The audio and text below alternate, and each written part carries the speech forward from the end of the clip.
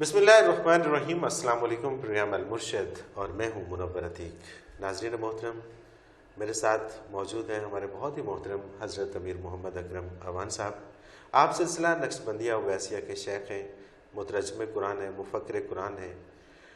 بہت سارے حوالے ہیں آپ کے تعارف کے، اور آپ بالخصوص جب میں شاعری کی بات کرتا ہوں تو پھر بہت سارے مجھے SMS اور بہت ساری ای میلز آتی ہیں کہ اس پروگرام میں حضرت صاحب کی کوئی نہ کوئی نعت ضرور شامل کیا کیجیے۔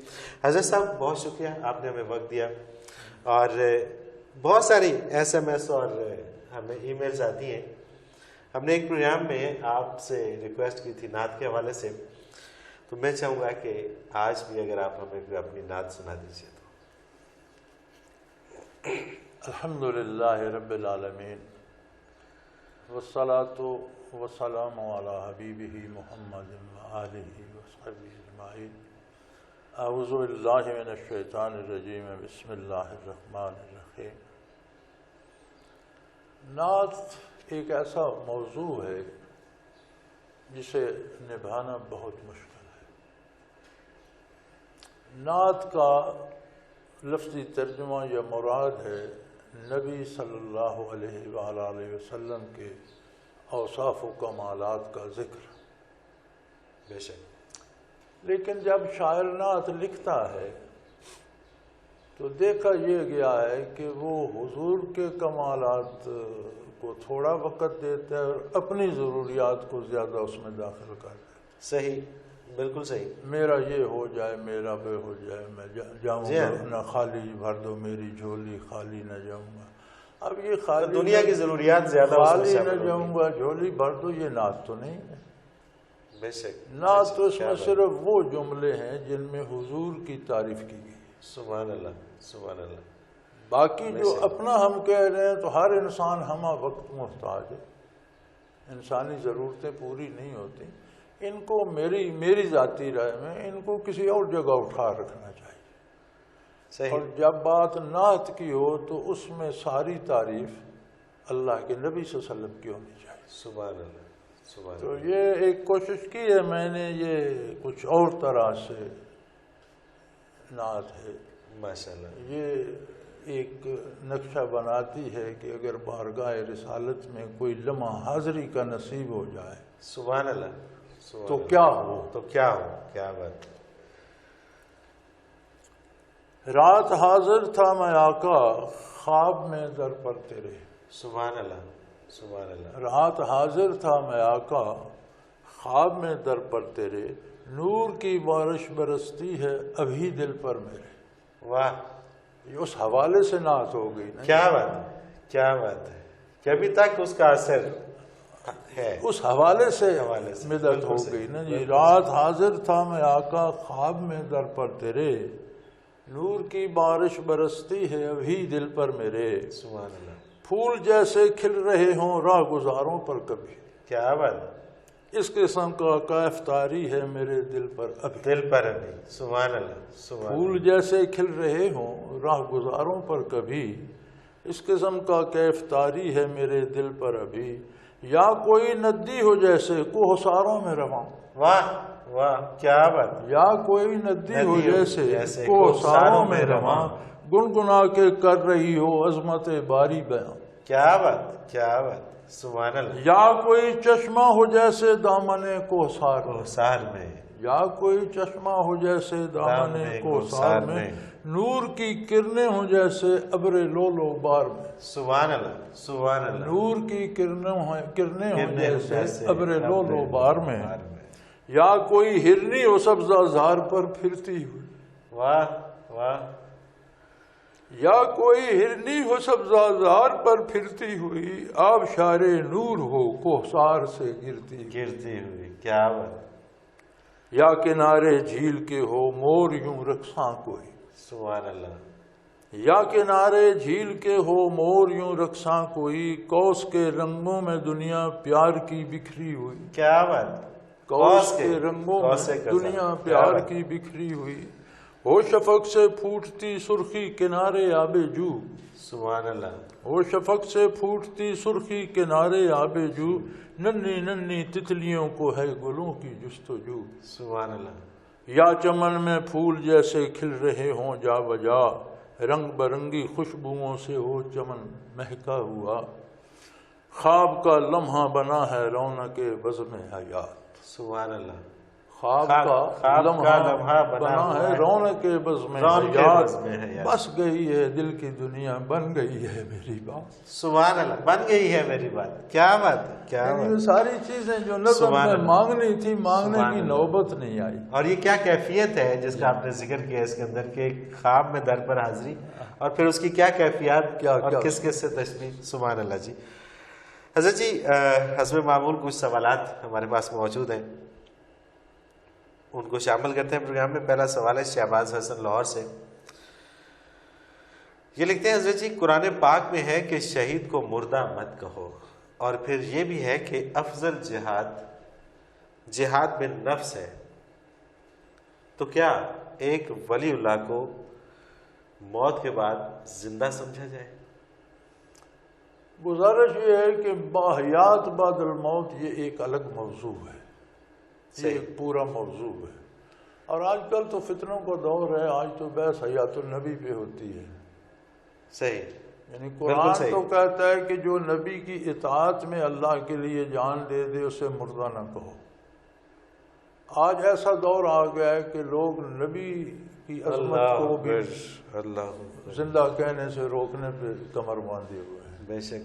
تو یہ حیات بعد الموت جو ہے اس میں یہ ہوتا ہے کہ دنیا کی زندگی منقطع ہو جاتی ہے، لیکن روح کا تعلق بدن سے اتنا مضبوط رہتا ہے، بلکہ وہی بدن اس کا ایک طرح کا مسکن رہتا ہے. اس لیے شہداء کے وجود بگڑتے نہیں.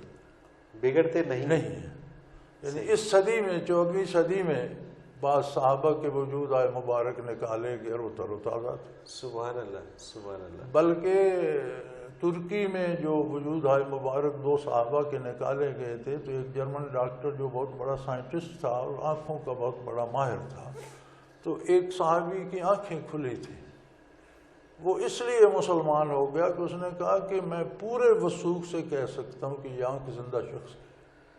اللہ اکبر. مر جانے والے اور زندہ کی آنکھ میں بڑا فرق ہو جاتا ہے. بے شک. اس نے کہا نہیں، یہ آنکھ مردہ کی ہے، یہ آنکھ زندہ شخص کی ہے. اس شخص کو مرے ہوئے 1400 سال ہو گئے. اللہ اکبر. وجود سلامت ہے، وجود کو تو چھوڑیں، یہ آنکھ زندہ شخص کی ہے. تو یہ اس لیے ہوتا ہے کہ روح اگرچہ برزخ میں چلی جاتی ہے، لیکن بدن کے ساتھ اس کا ربط اتنا مضبوط ہوتا ہے کہ وہ بدن ڈسمنٹل نہیں ہوتا، بگڑتا نہیں. جب بدن کا تعلق، روح کا تعلق بدن سے کم ہو جاتا ہے، کم رہتا ضرور ہے. ہر بدن کا ذرہ خواہ جل جائے، خاک ہو جائے، مٹی میں مل جائے، اس کا تعلق روح سے رہتا ہے. صحیح. دنیا میں بدن مکلف ہوتا ہے، روح اس کے تابع ہوتی ہے. یعنی تکلیف چوٹ بدن کو لگے گی، درد بدن کو ہوگا، دکھ روح کو بھی ہوگا. صحیح، بالکل ایسے. برزخ میں مکلف بذات روح ہوتی ہے. عذاب ہو یا ثواب ہو روح کو ہوتا ہے، لیکن اثر بدن کے ہر ذرے تک پہنچتا ہے، خواہ وہ جل کر خاک ہو گیا. صحیح. مادے کی کسی نہ کسی شکل میں تو رہتا ہے، جل جائے، درندہ کھا جائے، دفن کر دیں، آگ میں جلا دیں، کہیں نہ کہیں تو اس کا وجود کوئی ہے، شکل تو مادے کی کسی شکل میں تو ہے. ہر ذرے کا تعلق رہتا ہے. اور مکلف بذات روح ہوتی ہے، بالطبع اس کی وساطت سے ثواب یا عذاب بدن کو پہنچتا رہتا ہے. میدان حشر میں دونوں برابر ہو جائیں گے. مکلف بذات بدن بھی ہوگا، روح بھی ہوگی. صحیح. عذاب ثواب دونوں کو برابر ہوگا. اب یہ جو سوال ہے اس کا تعلق اس چیز سے ہے کہ جو شہید ہوتے ہیں تو ایک لحاظ سے ولی اللہ بھی شہید ہیں جو ساری عمر نفس سے جہاد کرتے ہیں. اب یہ رب جانے ولی اللہ کون ہے، ہمارے پاس کوئی رسید نہیں. بالکل صحیح. اگر ولی اللہ ہے، اگر ہے تو پھر وہ زندہ ہے. تو پھر اس کے وجود کا تعلق اس کی روح سے اتنا مضبوط ہوگا کہ اس کا وجود بھی قبر میں سلامت ہوگا، اور اس میں وہ روح کی زندہ کی خصوصیات بھی ہوں. جب زندہ ہوگا تو زندگی کی خصوصیات بھی ہوں گی، لیکن وہ ہوں گی جو برزخ میں. سنے گا سمجھے گا، لیکن یہ نہیں کہ اسے دنیا کی بھوک لگ جائے، پانی کی پیاس لگ جائے، گرمی سردی اثر کرے، دنیا سے اس کا تعلق ختم ہو گیا، برزخ میں چلا گیا۔ اور حیات النبی سے بھی یہ مراد ہے کہ حضور دنیا سے جلوہ افروز ہو گئے اور جلوہ برزخ میں جلوہ افروز ہو گئے، دنیا سے پردہ فرما گئے، لیکن برزخ میں بھی وجود اقدس میں وہی حیات ہے، اسی طرح رہا۔ سبحان اللہ۔ اور جب مسئلہ حضور صلی اللہ علیہ وسلم کا آتا ہے تو ایک چھوٹا سا جملہ کہہ دوں سمجھنے کے لیے لوگوں کو آسانی ہوگی کہ اللہ کریم نے جتنی کائنات بنائی ہے اس میں سب سے افضل نبی کریم صلی اللہ علیہ وسلم کو بنایا۔ بے شک بے شک۔ نبی اکیلی روح کو بھی نہیں کہتے، اکیلے جسم کو بھی نہیں کہتے۔ بالکل صحیح۔ جب بات نبوت و رسالت کی آتی ہے تو روح مال جسد دونوں مراد ہوتے ہیں۔ صحیح صحیح۔ اب اگر نبی صلی اللہ علیہ وسلم کی روح اللہ نے قبض فرما لی تو کہیں تو رکھے گا، جنت میں رکھے گا، علیین میں، اعلیٰ ترین مکان میں۔ کیا وہ اعلیٰ ترین مقام وجود نبوی سے اعلیٰ ہوگا؟ اللہ، یعنی روح تمام کائنات میں روحوں سے افضل ہے تو وجود عالیوی کائنات کی ہر تخلیق سے افضل ہے۔ بالکل اس میں جنت بھی آ جاتی ہے، علیین بھی تخلیق ہے، ان سب سے بھی افضل وجود محمد الرسول اللہ ہے۔ تو اگر یہ مانا جائے کہ روح اطہر وجود اقدس سے جدا ہو کر کسی دوسری جگہ جلوہ افروز ہے تو اس کا مطلب ہے اعلیٰ جگہ سے حضور ہجرت فرما کر کمتر جگہ پر جلوہ افروز۔ اور یہ ممکن نہیں ہے، اور یہ ممکن نہیں ہے، اور اتنا سادہ سا اور سمپل سی یہ بات ہے، کیوں نہیں لوگ سمجھتے؟ اب اس پہ کوئی کھینچا تانی کرتا رہے، شور شرابہ کرتے رہے، دکانداری ہے نا جی، اپنی لوگ غلط کرتے ہیں۔ اس کا یہ مطلب نہیں کہ حضور کی عبادت شروع کر دی جائے یا حضور اللہ کا حصہ بنے، یہ حضور اللہ کے رسول ہیں، خاتم النبیین ہیں، لیکن اللہ نما ہے۔ حضور سے ہم نے اللہ کو پانا ہے، حضور کی عبادت نہیں کرنی۔ اسی سے حضور نے منع فرمایا کہ میری قبر کو عبادت گاہ نہ، سجدہ گاہ نہ بنا لینا۔ آپ کی لیکن حیات طیبہ کے اوپر عمل پیرا ہو کر جہاں تک حیات کا تعلق ہے تو یہ صورت ہے حیات۔ سبحان اللہ سبحان اللہ۔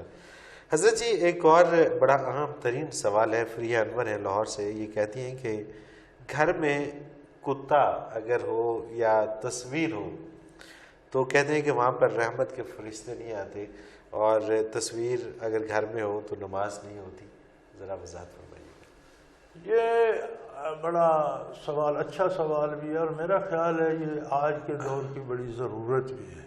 جی جی، کہ آج کا دور تو تصویر تو قدم قدم پہ ہے، آپ کے موبائل میں بھی ہے، آپ کے ٹیلی فون میں بھی ہے، بلکہ سب سے بڑھ کے ہمارے آپ کی کرنسی ہے، آپ کے پاسپورٹ میں بھی ہے، آپ کے شناختی کارڈ میں بھی ہے۔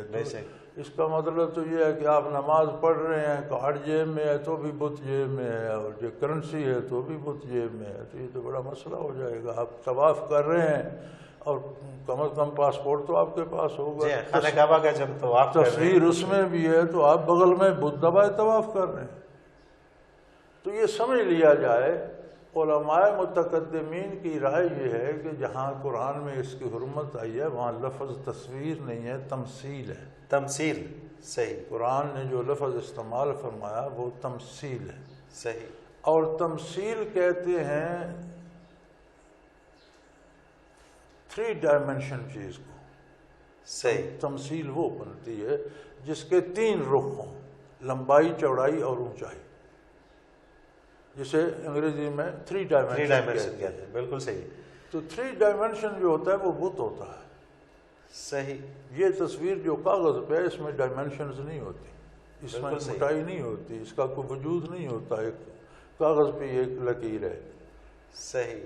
تو یہ تصویر اس حساب سے نہیں آتی، اس اعتبار سے یہ اس وعید میں آتی ہی نہیں۔ صحیح صحیح۔ اب یہ جو رواج گھروں میں ہو گیا ہے، بڑے گھروں کے ایک خاص کمرے، ایک ہال میں بہت بڑا بدھا کا بت کھڑا ہوگا یا کسی خوبصورت عورت کا بت بنا ہوا، ایک رواج ہو گیا ڈرائنگ روم میں تھوڑی سی بجری ڈال کر، تو اس کا مطلب ہے اس کا کوئی جواز نہیں ہوگا، اس کمرے میں نماز نہیں ہوگی، وہ تمثیل کے وہ تمثیل میں آئے گا۔ بالکل صحیح۔ یہ جو کاغذ پہ نقش ہوتا ہے یہ اس میں نہیں آئے گا، ایک بات ہوگی۔ دوسرا طبقہ جو علماء کا یہ تسلیم نہیں کرتا کہ نہیں جی ہر تصویر اسی حکم میں ہے، اس بات کے وہ بھی قائل ہیں کہ جس تصویر میں زندگی کا تصور نہ ہو. صحیح. یعنی آپ نے گھوڑے کی تصویر یہاں تک بنا دی, ٹھیک ہے, یہاں تک بنا دی, انسان کی تصویر سینے سے اوپر بنا دی, تو اس میں تصور حیات نہیں ہے. اب اس کی دلیل وہ یہ دیتے ہیں کہ قسطنطنیہ کا کلیسا جب مسلمانوں نے فتح کیا تو بہت بڑا کلیسا تھا, تو اب اسے گرانا یا اتنی بڑی عمارت کو ضائع کرنا یہ تو زیادتی ہے. تو سیدنا فاروق اعظم رضی اللہ عنہ سے پوچھا کہ آپ کی خلافت تھی, تو آپ نے فرمایا مسجد بنا دو, بہت بڑی عمارت ہے تو قبلہ رخ لائنیں لگا کر مسجد بنا دو.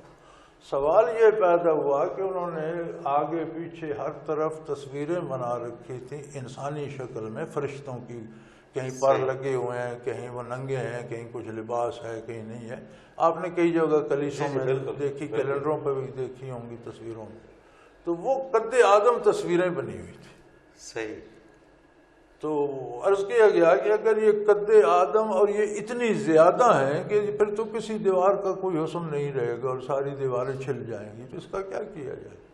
تو انہوں نے فرمایا چہرے کے نقش مٹا دو, ناک, آنکھ, کان, منہ جو بنے ہوئے درمیان سے مٹا دو. اچھا, یعنی کہ اس میں حیات کا تصور ختم ہو جائے گا. اب ایسا کوئی وجود نہیں جس کی آنکھیں بھی نہ ہو, ناک بھی نہ ہو, منہ بھی نہ ہو, تو وہ زندہ ہو.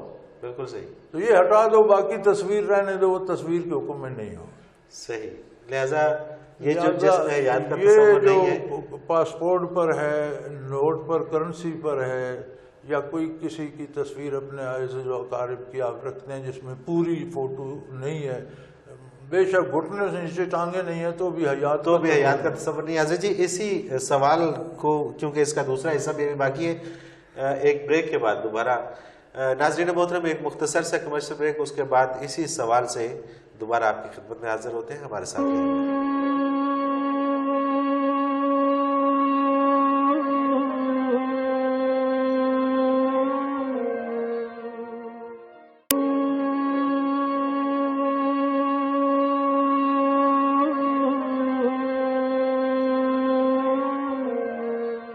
پروگرام میں ایک بار پھر خوش آمدید. اور ناظرین وقفے پہ جانے سے پہلے بات کر رہے تھے کہ اگر گھر میں تصویر ہو یا گھر میں کتا ہو, تو ایک سوال تھا ہمارے پاس کہ پھر رحمت کے فرشتے نہیں آتے, تو اس کی حضرت صاحب وضاحت فرما رہے تھے.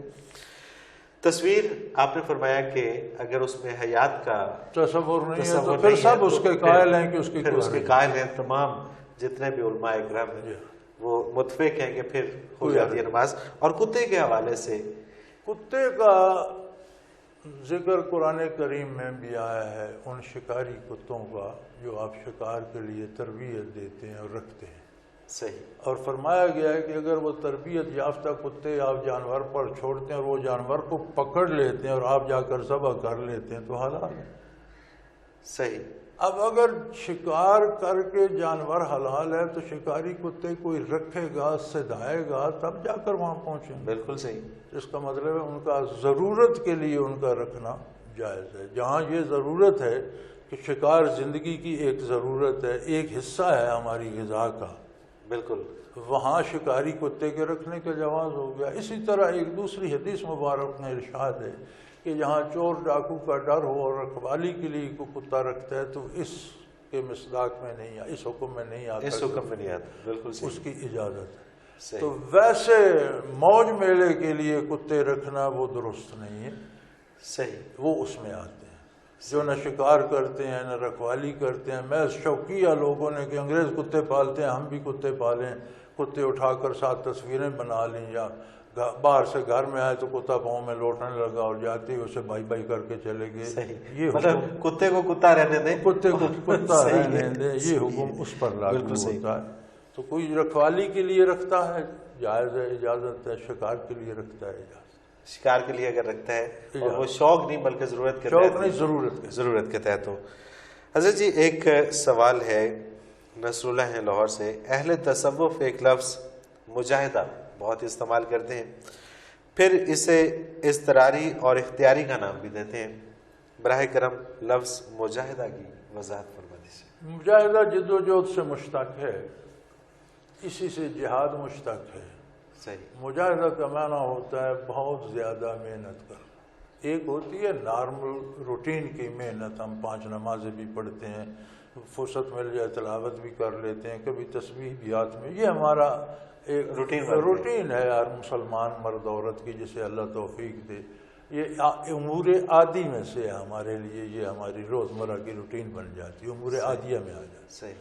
اس سے بڑھ کر یعنی کوئی 5 نمازیں بھی پڑھتا ہے، ساتھ تہجد کا اہتمام بھی کرتا ہے، نمازوں کے ساتھ زیادہ نوافل کا اہتمام کرتا ہے، روزانہ تلاوت بھی کرتا ہے اور اس کا ایک مقرر کر لیتا ہے، مجھے پارہ روز پڑھنا ہے، مجھے 3 روز پڑھنے ہیں، مجھے 5 پارے روز پڑھنے ہیں۔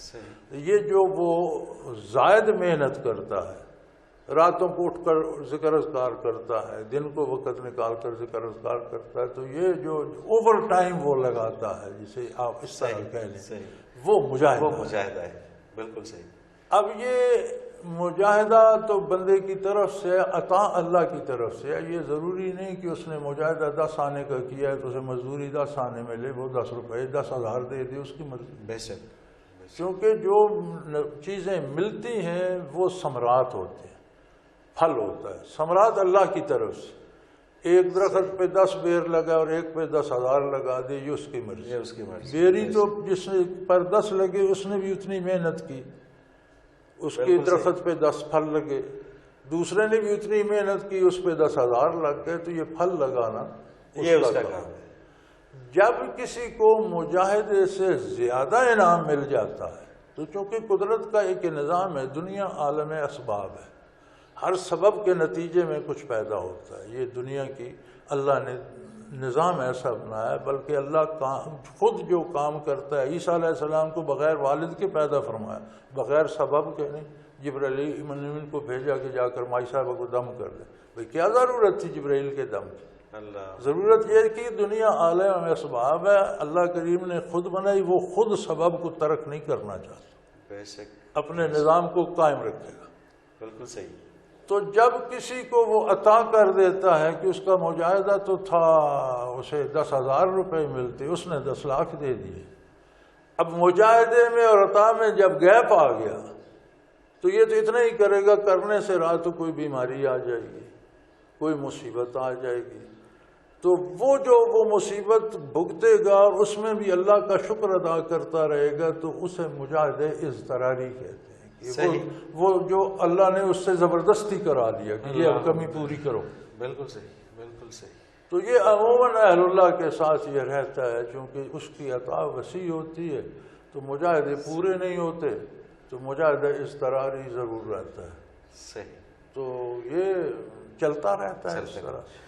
ناظرین محترم، اگر آپ بھی اس پروگرام کا حصہ بننا چاہیں تو آپ ہمیں اپنا سوال بھیج سکتے ہیں۔ ہمارا ایک نمبر بار بار اسکرین کے اوپر ابھرتا ہے، آپ اسے نوٹ فرما لیجئے، 033349555021، اور اسی طرح سے آپ ہمیں ای میل کر سکتے ہیں۔ ہمارا ایڈریس ہے، میل ایڈریس ہے، آپ نوٹ کر لیجئے، almurshid313@hotmail.com۔ حضرت جی ایک اور سوال ہے، بیسیکلی یہ ایک شعر کا مطلب جاننا چاہتے ہیں۔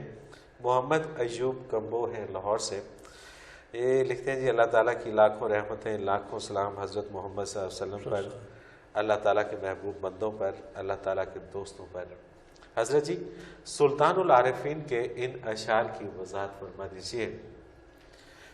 گند ظلمات اندھیر غباراں، راہ خوف خطر دے ہو، آب حیات منور چشمے، اوتے سائے زلف امبر دے ہو، مکھ محبوب دا خانہ کعبہ، جتھے عاشق سجدہ کردے ہو، دو زلفاں وچ نین مسلے، جتھے چاروں مذہب رلدے ہو، مثل سکندر ڈھونڈن عاشق، ایک پلک آرام نہ کردے ہو۔ بڑی سادہ سی بات ہے، اور شاعری جو ہوتی ہے اس کی اپنی زبان ہے، اور یہ شاعری کا کمال یہ ہوتا ہے کہ یہ اشاروں کنایوں میں مفہوم سمجھا دیتی ہے۔ صحیح۔ وہی مفہوم آپ ایک سادہ سے جملے میں بھی کہہ سکتے ہیں، لیکن جب اسے اشاروں کنایوں کی زبان میں آپ ڈھالتے ہیں تو پھر وہ شعر بن جاتا ہے۔ شاعری اور عام گفتار میں فرق یہ بات وہی ہوتی ہے جو ہم روزمرہ باتیں کرتے ہیں، شاعر بھی تو وہی کچھ کہتے ہیں، لیکن وہ اسے اشاراتی اور کنایے کی زبان میں لے جاتے ہیں، اور جتنا مفہوم کنایے میں وہ پوشیدہ کر سکیں اتنا شعر قیمتی ہو جاتا ہے، جتنا اس سے مفہوم تلاش کرنا پڑے، وہ خاص لوگوں کے لیے شاید وہ ڈھونڈ کر جانا پڑے وہاں تک، تو اتنا وہ شعر قیمتی ہے۔ اب اس شعر کا سارا ماحصل میں عرض کر دوں یہ ہے کہ سارا دین اور وصال الہی حضور صلی اللہ علیہ وسلم کی ذات کے اتباع میں۔ سبحان اللہ، سبحان اللہ۔ یعنی وہ زلف مبارک سے شروع ہو کر چشمہ مبارک، دہن مبارک، روح مبارک، اس سارے کا مطلب یہ ہے کہ سارے کا سارا دین، سارے کا سارا قرب الہی، جو کچھ آب حیات کسی نے پانا ہے وہ اتباع محمد صلی اللہ علیہ وسلم کے باہر نہیں ہے، سب کچھ اس کے اندر۔ بالکل بالکل۔ اور جنہیں آرزو ہوتی ہے وہ دنیاوی لذتیں کم کر دیتے ہیں اور اس کی طرف محنت زیادہ کرتے ہیں۔ صحیح۔ یعنی پل بھر آرام نہ کرتے، وہ کوئی پل اپنا ضائع نہیں کرتے، ایک ایک پل زندگی کا گن گن کر حضور کے اتباع اور اللہ کے ذکر میں گزارتے ہیں، تب جا کر وہ آب حیات، یعنی پھر انہیں موت نہیں آتی۔ سبحان اللہ۔ دنیا سے وہ پوشیدہ ہو جاتے ہیں لیکن انہیں راہ حق کی شہادت اور دائمی حیات نصیب ہو جاتی ہے۔ تو مطلب تو آسان سا ہے۔ ہاں، لیکن وہ اصل میں لوگ پھنس جاتے ہیں نا، جہاں پہ یہ بات آ گئی کہ مکھ محبوب دا خانہ کعبہ جتھے عاشق سجدہ کر دے۔ جی، یعنی جو آپ نے ارشاد فرما دیا وہی حق ہے، وہی حق ہے۔ پوری دنیا کا قبلہ خانہ کعبہ ہے، بالکل۔ کائنات کا حق وہ ہے جو رخ اقدس سے نکلا، سبحان اللہ، سبحان اللہ۔ اس کے بعد حق نہیں ہے۔ نہیں ہے۔ جس طرح بیت اللہ کے علاوہ کوئی جگہ ایسی نہیں جدھر سمت کر کے آپ سجدہ کریں، اس طرح جو حضور نے ارشاد فرما دیا کوئی دوسرا لفظ جملہ نہیں ہے کہ آپ متبادل کوئی ڈھونڈ لیں، کوئی نہیں ہے۔ صحیح۔ ان کے مفاہیم اس طرح ان میں بالکل صحیح۔ اور یہ دو زلفاں وچ نین مسلے، جی ہاں، جتھے چاروں مذہب جلتے ہو، یعنی کہ انہاں زلفاں تو باہر، انہاں آپ کی ذات تو باہر، آپ کی چشمہ مبارک کو جو چیز پسند آ گئی وہ دین بن گیا۔ سبحان اللہ، سبحان اللہ۔ لیکن سنت کے مختلف انداز ہیں۔ حضور نے حکم دے دیا، سنت ہے۔ حضور نے عمل کیا، سنت ہے۔ حضور نے دیکھا چیز کو پسند فرمایا، سنت ہو۔ سبحان اللہ، سبحان اللہ۔ تو یہ ان سب کی تشریح سلطان العارفین کر رہے ہیں۔ سبحان اللہ۔ ان کا ایک اپنا انداز ہے اور وہ سمجھنے والے لوگ اس کو وہ ادبی انداز ہے، شعری انداز ہے۔ مسز عائشہ خان ہے جی، کہتی ہیں کہ اس پروگرام میں تصوف کے حوالے سے بہت سی معلومات ملتی ہیں، پروگرام کو ریپیٹ کریں، کوشش کریں گے جی انشاءاللہ ریپیٹ کریں۔ آگے وہ لکھتی ہیں جی کہ حضرت صاحب جب جواب دیتے ہیں تو ہر ایک جملہ دل میں اتر جاتا ہے اور بڑے سے بڑا مسئلہ بھی پلک جھپکتے میں حل ہو جاتا ہے۔ اللہ تعالیٰ حضرت صاحب کو لمبی اور صحت والی عمر عطا کرے، آمین جی۔ اللہ تعالیٰ حضرت صاحب کو ایسی صحت عطا فرمائے کہ ہم 4 پروگرام ایک ہفتے میں کریں۔ زبیر سومرو ہیں جی، ان کا ایک سوال ہے، مجھے تو خیر سمجھ نہیں آیا کیا کہنا چاہتے ہیں۔ یہ کہتے ہیں کسی کے دل میں جگہ بنانے کے لیے کیا کرنا چاہیے؟ کوئی انسان کسی کے دل میں جگہ نہیں بنا سکتا، نہیں بنا سکتا کوئی انسان صحیح کسی کے دل میں جگہ نہیں بنا سکتا۔ یہ جنہیں ہم عشق اور محبت کہتے ہیں یہ غرض کے سوتے ہوتے ہیں، یہ ضرورتیں ہیں۔ صحیح۔ انہیں ہم محبت اور عشق کا نام دیتے ہیں، یہ ضرورتیں ہیں۔ اگر ہم کسی خاتون سے محبت کرتے ہیں تو اگر وہ ہماری ضرورت پوری کرنے کے قابل نہ رہے تو بوجھ نہیں بن جاتی۔ بالکل صحیح۔ پا بھی لیں، شادی ہو جائے، اسے فالج ہو جائے، اسے کینسر ہو جائے، تو محبت تو پھر تو وہ کہتے ہیں یہ گلے پڑ گئی اب کیا کریں۔ تو یہ محبت نہیں، یہ ضرورت ہے۔ بالکل صحیح۔ دل میں جگہ بنانے کا ایک ہی طریقہ ہے کہ دل گھر ہے اللہ کا۔ بے شک۔ آپ اللہ کے ہاں اپنی جگہ بنائیں، ہر دل میں آپ کی جگہ ہو۔ سبحان اللہ، سبحان اللہ، سبحان اللہ۔ آپ کا کوئی مقام اللہ کے نزدیک ہو، ہر دل میں، ہر سالے دل میں آپ کی جگہ، اور جس دل میں آپ کی جگہ نہیں ہوگی وہ دل ہی مردود ہوگا۔ اللہ اکبر۔ اگر دلوں میں رہنا چاہتے ہیں تو اپنی جگہ اللہ کی بارگاہ میں بنائیں اور دل میں اللہ کو بسائیں. سبحان اللہ. ہر دل میں آپ کی جگہ بن جائے. سبحان اللہ. باقی غرض کے سودے ہیں یار، انہیں خام خواہش کو محبت کے خلاف چڑھا کر کیوں. باپ بڑی محبت سے بیٹوں کو پالتا ہے، بڑے پیار سے پالتے ہیں. کتنے باپ ہیں جب بیٹے بڑے ہو کر کمائی نہ کریں تو ان سے محبت کریں، کتنے ہیں؟ بے شک بے شک، بہت سارے. اور کئی تو باپ کو گھر سے ہی نکال دیتے ہیں، بیٹے نکال دیتے ہیں، کبھی باپ گھر سے نکال دیتے ہیں. تو اس کا مطلب ہے یار محبت نہیں تھی، تم اپنے بڑھاپے کے لیے سرمایہ بنا رہے تھے. اور یہی بات ہے شاید جب بیٹیاں پیدا ہوتی ہیں تو وہ روتا ہے کہ یار کیوں ہو گئی ہیں، کیونکہ وہ مطلب ہے اس سے کہ بیٹا پیدا ہوتا تو یہ محبتیں تو نہیں ہے نا، یہ تو غرض پوری کرنے کے مختلف انداز ہیں، یہ ضرورتیں ہیں.